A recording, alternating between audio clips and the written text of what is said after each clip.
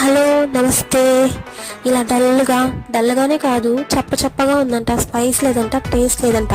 ఇలా ఉండే చట్నీ ఇలా కలర్ఫుల్గా టేస్టీగా ఎలా చేశానో చూద్దాం రండి.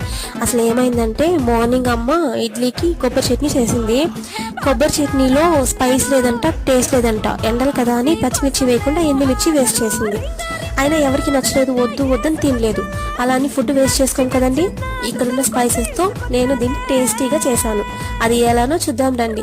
స్టవ్ వెలిగించి గిన్నె పెట్టుకొని ఆయిల్ వేసుకొని పోపు వేసుకొని పచ్చిమిర్చి వేసుకొని బాగా వేపుకొని కరివేపాకు కూడా వేసుకొని బాగా వేపుకొని కొంచెం సేపు తర్వాత కొత్తిమీర కూడా వేపుకొని ఆ పోపు తీసుకెళ్ళి ఆ చట్నీలో కలిపేశాను.